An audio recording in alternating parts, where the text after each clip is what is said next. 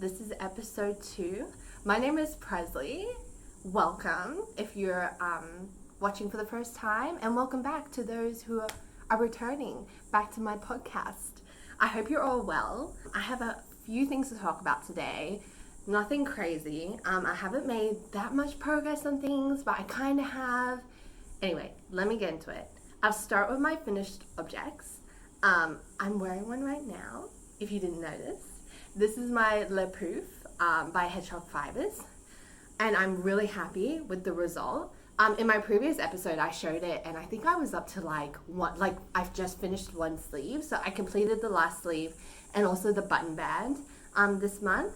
Super happy with it. Like, it's exactly what I wanted. Like, I'll show you. I'm not sure if you can see, but there's this beautiful 1x1 rib border and a 1x1 rib for the button band and also for the sleeves. And I actually did a tubular cast off for everything, and it was fine. The sleeves, I did a tubular cast off, and that's not the most horrible thing in the world. But once I got to the button bands, it literally took forever. And I don't know if you're familiar with the tubular cast off, but the rule is you do it with a tapestry needle and your yarn. And the rule is, well, there's no rule, but the rule of thumb is that you have to have the length of yarn to be 4 times the amount that you're sewing up. So you can imagine, here, let me take this off. It's actually super hot today. I had to force myself to wear this. I have the fan on full bore because it's so hot. So let me take that off. I literally did a tubular cast off from here. Look at that, from all the way from this end to this end. And it literally took me 3 days to finish the tubular cast off of the button band. It was a nightmare. It wasn't a nightmare. It's definitely worth it. The finished product. Oh, that doesn't look very good. Okay, there we go. The finished product looks really good.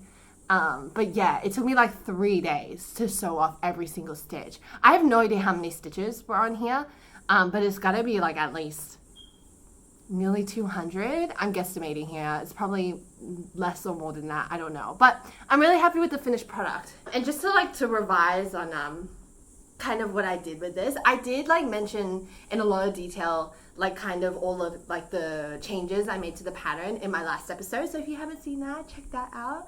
But essentially it's called Pouf because the design has puffy sleeves. But I didn't want that because the whole idea for me making this was for me to wear it while I'm working. And I didn't want my big puffy sleeves to be dragging all over the keyboard while I'm working.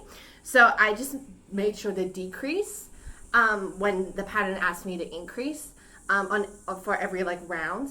But I just made sure that I added stitches to the armhole one size up than what I was making. So I used the sleeve stitches for the large when I was making a medium, if that makes sense. Super happy with the end result. What's really funny though is that because of the way I blocked it, and I actually have footage of how I block things in a project that I just started on. I'll show you that. But the way I block things is super dodgy. So one sleeve ended up being longer than the other. It's this sleeve that's longer. And it's only because I just threw it on the ground and I was okay, that looks alright. But this arm was more stretched out than the other, but whatever. I've worn it out and I've gotten lots of compliments for it. So I was really happy with that. Look how beautiful that variegation is. Love it. Let me take that off because it's literally so hot today. I have a coffee today. I got caramel syrup, which I never do, but I'm really enjoying it. Okay, that is literally my only finished product. I'm so sorry. That's really embarrassing. So let me move on to whips. I'm still working on my socks. I don't know if this counts as a finished object. It's one sock, so I don't think that counts. I'm putting this in the whip category because I'm still working on the other sock. But here she is. I was really worried because it was looking extremely long. I think it's just the nature of the pattern.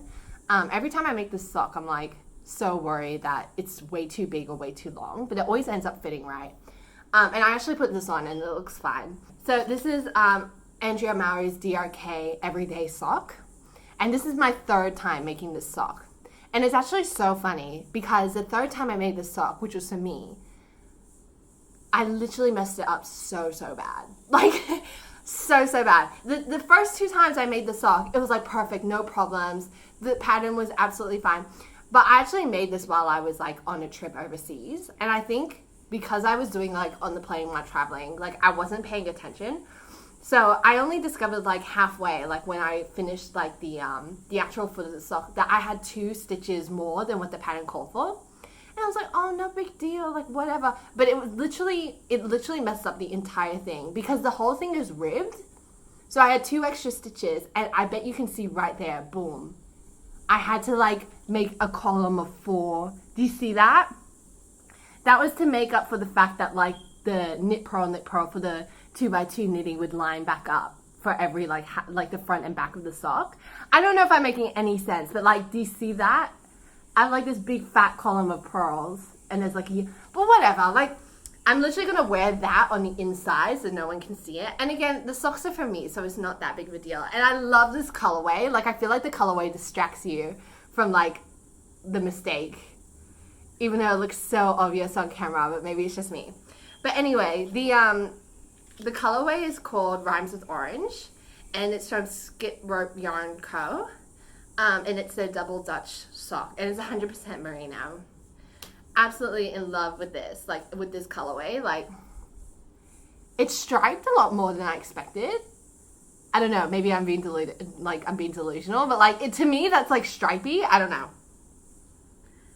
When I'm wearing it and I have it on my foot, it like looks stripy, so I'm like really happy with that. And I actually, this is so embarrassing, I literally started on the next sock yesterday.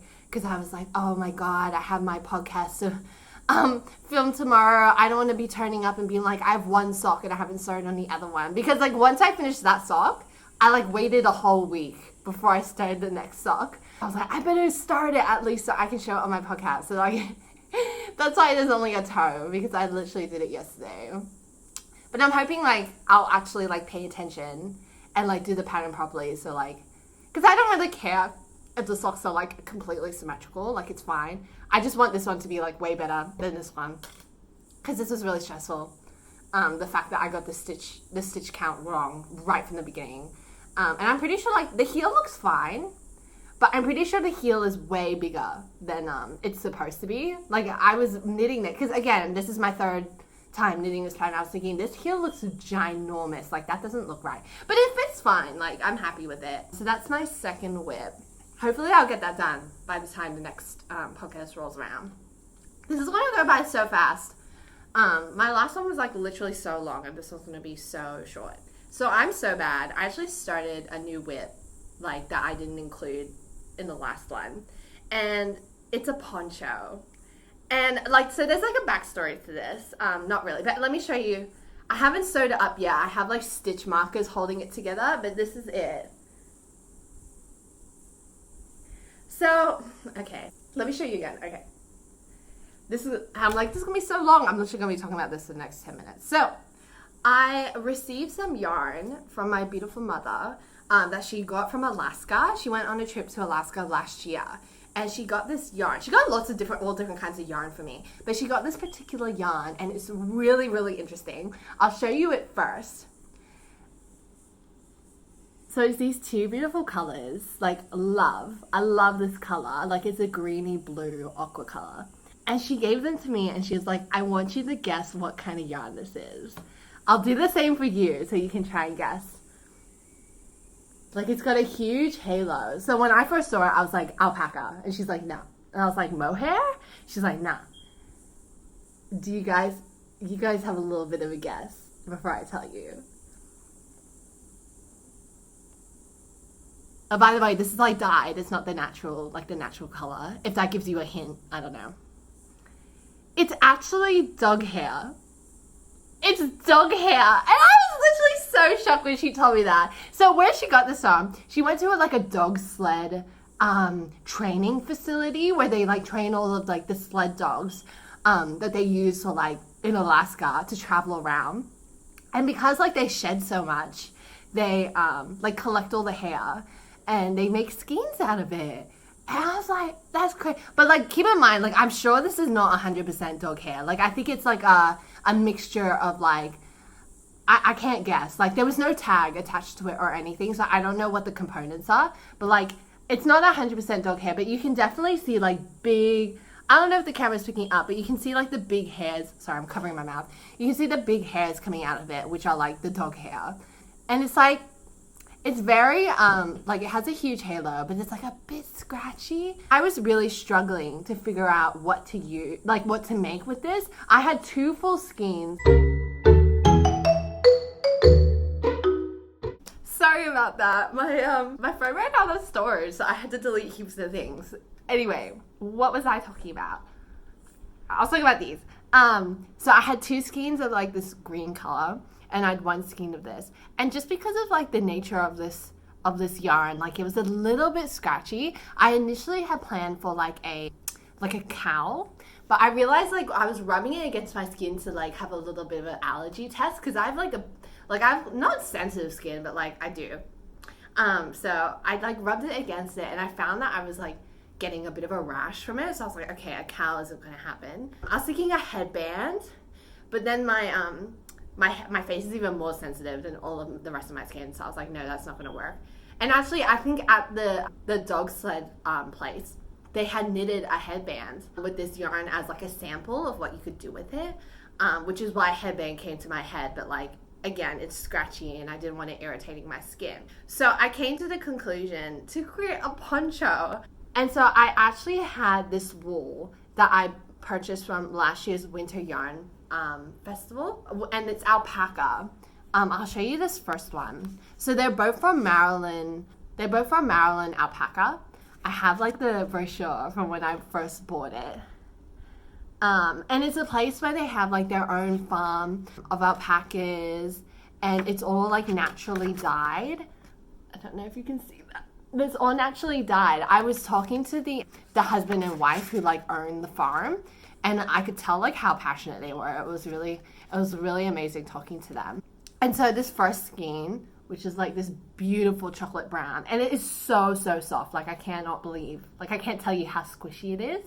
And there's, like, no halo, so it's, like, really interesting. And so the shade is dark fawn. And what's really cute is that they actually put the names of the alpacas that they used to make the yarn.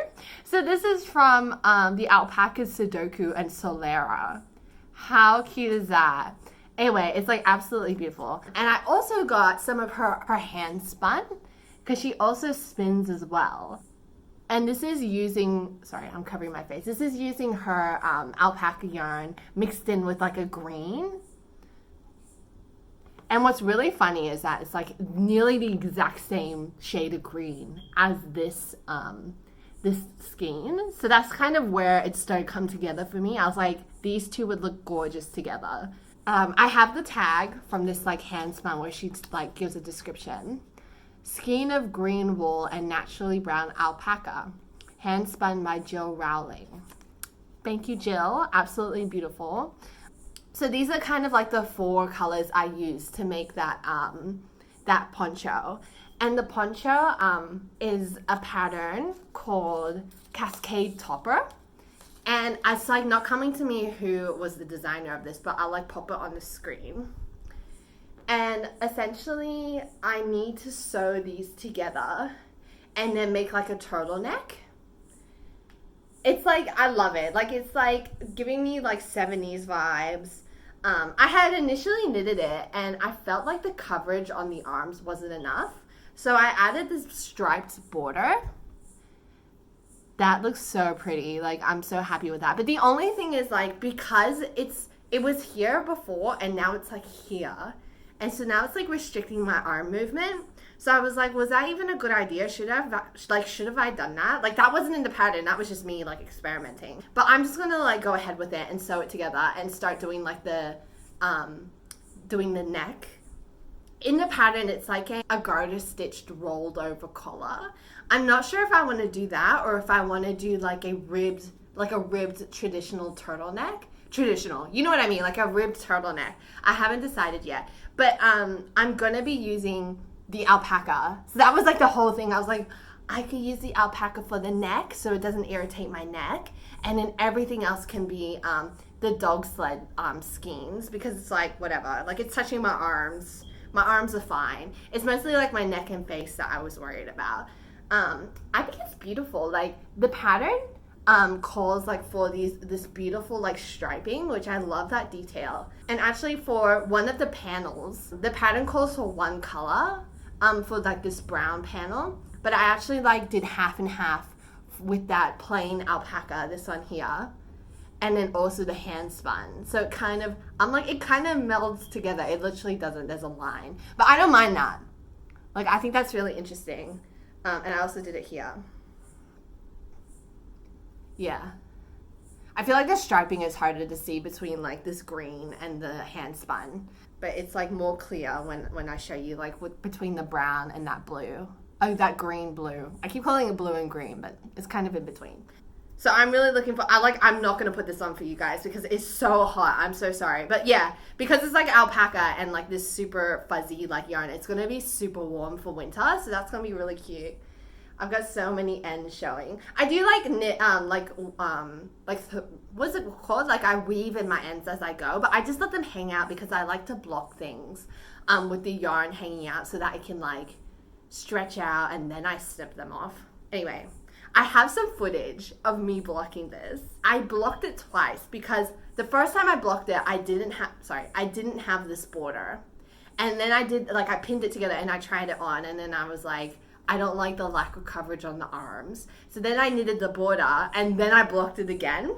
So I'll insert the footage where I'm blocking it the first time. And oh my God, don't make fun of me. I'll just play the clip. You'll know why I'm saying that. I'll just play the clip here. Okay, so here is my blocking setup. I did this, this is kind of the way I do blocking when I literally have zero equipment.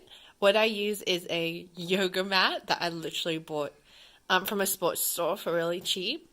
And then I use heaps and heaps of push pins and safety pins.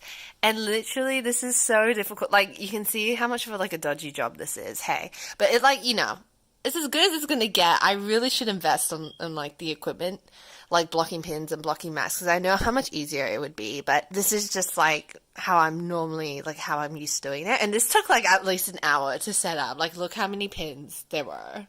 Hopefully the finished product is worth it because this was just such a bother. But anyway, there you go. If you just have a yoga mat lying around and a couple of pins, you can do blocking too. Okay, I hope you enjoyed that. A little insider visual of my process. Yeah, super embarrassing. I really need to invest in some equipment to actually block things properly, because I was on Instagram the other day and I saw this girl blocking a vest with the proper blocking pins and mat, and I was like, I need to get that. It looked so easy when she was doing it. For me, it's literally I'm in war. I'm fighting a battle whenever I have to block things. I also wanted to show off this other skein that I got from Maryland Alpaca. It's also hand spun by Jill Rowling. I was gonna use this in the poncho, but I thought it was a bit too the colorway didn't really fit in with it. But I absolutely fell in love with it the moment I saw it. Oh my God. Isn't it beautiful? I wish it was bigger. It's only, what is it? It's only 39 grams, which is fine. I'm planning that if I knit a jumper, this could be a little bit of an accent on the yoke somewhere. But anyway, the colorway is called Telephone Exchange 1. And I was talking to Jill, actually, and she was telling me how this colorway reminded her of, the wires that they use to, I'm, too young to be talking about this, but the colored wires they use to do the different area codes when you called someone, which is why she called this colorway that.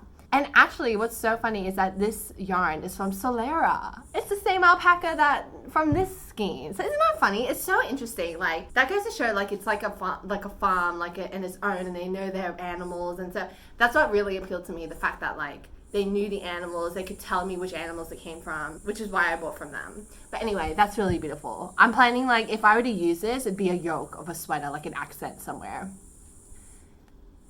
Okay, let me have a quick sip. Stash-quisitions. I actually bought something right at the beginning of this month but it hasn't arrived. It actually got shipped like 2 days ago. So unfortunately it didn't arrive in time. And the whole reason why I bought it is because I was like, I need to get something like a Stash-quisition to show my podcast. And I literally have nothing. So I apologize for that. But I hope like next month I'll be able to show you what it is. But it's actually a mystery, like monthly yarn subscription from the Australian wool store. And I'm a big fan. I believe it's Catherine who's the business owner of that. But yeah, I'm a big fan of like their yarn. And so I purchased their mystery sock. It comes with like a mini skein and then like one big skein so you can make a pair of socks. Yeah. So I'm done, bro. I had nothing to show you guys. Everything else that I showed in the previous episode for my whips, I'm not showing them only because I literally made zero progress on them. Like for example, my twists and turns by Stephen West, I literally haven't touched that at all. Instead, I decided to knit a brand new poncho. Like I really should have just like worked on that, but I decided to pick up something new. I do have plans to start a new project, which is the ranunculus. I'm sure if you've been on Ravelry, you probably know of the pattern. It's ranunculus by the Mowry house. It's like very, very popular. I impulse bought the pattern because I was watching Jonathan Days, who's another like knitting podcast, and he was absolutely raving on about the pattern. And I was like, I must have it. I didn't even have any yarn or anything to knit it. I was like, I'll get it. And I'll just, I'll have yarn eventually. And I've never made it. I literally bought it like a year ago and I still haven't made it. So I'm planning to use my gift voucher that I won from like a knitting competition to buy wool from a yarn store to make that jumper. I actually tried the other day to cast it on with some lace, like some lace weight yarn that I had lying around. But I was just really having difficulty. Like the gauge on it, like it's just gauge. Like I just don't get it. Like I'm using like 6mm needles on lace, which is like already uncomfortable because it's just, I would rather, like I like using the needles that's the yarn courser. Like if it's giant needles with super thin yarn, like I'm gonna have trouble like having consistent stitches. So I was really struggling with that and I was like, no, I can't do it. I'm just gonna have to buy wool. So that's like my future plans. And I'm gonna make it for myself if I didn't say that already. I'm like envisioning like some like beautiful red ranunculus. It has like a lot of lace work on the yoke. So yeah, I like red is kind of what I'm imagining, but who knows? I'll probably enter the store and come out with like blue. Like that always happens to me. I always think of something and then I end up getting something completely different than what I was wanting in the first place. But yes, I'm like rattling my head thinking, was there anything else I wanted to mention? I don't think there was. Again, just quickly, this is literally such a quick episode. I forgot to mention my blanket in the background. This is, oh no, I've forgotten what the pattern was called. I'll put it on screen. This is like my project to get rid of all of my wool that I had. I did a mixture of like fingering and also like DK weight wool. I had so many mini skeins at one point, like so many. And I was like, what am I gonna make with it? So I ended up doing this blanket and it's knitted on a bias. So like the stripes are going diagonally, not like up and down. So you can imagine, because you have to increase until you get up to like the most outer corners and then you decrease. So this took me forever, but I think it's like turned out really beautiful. And actually on my Ravelry, it has like the most likes than all of my other projects. So I thought I would show that off.